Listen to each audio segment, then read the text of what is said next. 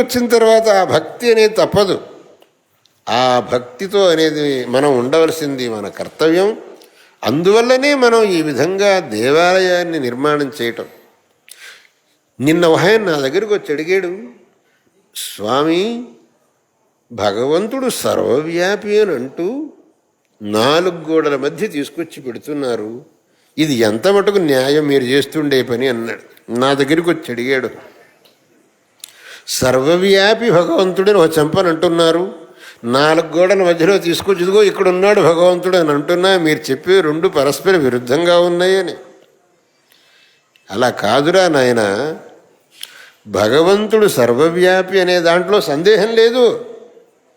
ఇందుగలడందు లేడని సందేహము వలదు, చక్రి సర్వోపగతుండు ఎందెందు వెదకి చూచిన అందందే కరడు దానవాగ్రణ వింటే అని భాగవతంలో చెప్పలేదా? అది నిజం.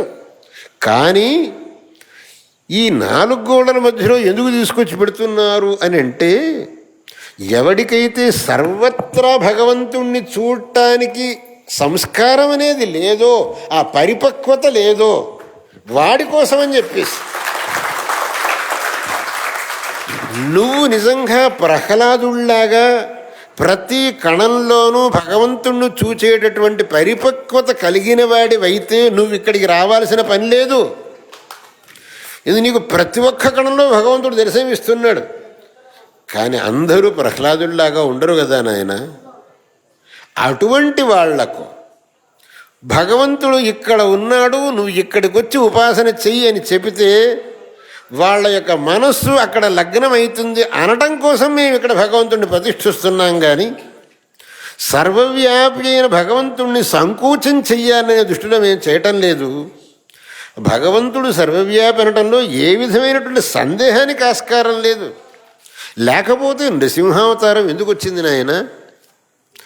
నృసింహావతారం అనేటటువంటి రావటానికి 2 కారణాలు భాగవతంలోనే చెప్పారు. 2 కారణాలట. భగవంతుడు స్తంభం నుంచి ఆవిర్భవించింది ఎందుకు అని అంటే, ఒకటి తన యొక్క భక్తుని మాటను నిజం చెయ్యటానికి. తన భక్తుడు ప్రహ్లాదుడు ఏమన్నాడు? హిరణ్యకశిపు వాడి తండ్రుడు, అరే నువ్వు అంతటా ఉన్నాడు అంటున్నావు, ఈ స్తంభంలో ఉన్నాడటరా. స్తంభంలోనూ ఉన్నాడు నాన్న అన్నాడు. ఆ ప్రహ్లాదుడి మాటను నిజం చెయ్యాలి ఒకటి. రెండోది తాను సర్వవ్యాపి అనేది చాటాలి, తాను సర్వవ్యాపి అనేదాన్ని ప్రకటించాలి. ఈ 2 కారణాలను పుచ్చుకొని భగవంతుడు స్తంభం నుంచి ఆవిర్భవించాడు అని భాగవతం చెబుతున్నది. కాబట్టి భగవంతుడు సర్వవ్యాపి అనటంలో ఏమాత్రం సందేహం లేదు. సర్వత్రా భగవంతుడు ఉన్నాడు. కానీ సర్వత్ర భగవంతుడిని చూసేంత పరిపక్వత మనకు రాలేదు. అది రావాలి. ఎప్పటికొస్తుందో తెలియదు. అది వచ్చే వరకు ఇలా దేవాలయంలో భగవంతుడి యొక్క మూర్తిని ప్రతిష్ఠించి అక్కడ ఆ భగవంతుడిని ఆరాధించడం అనేది మన కర్తవ్యం అవుతుంది.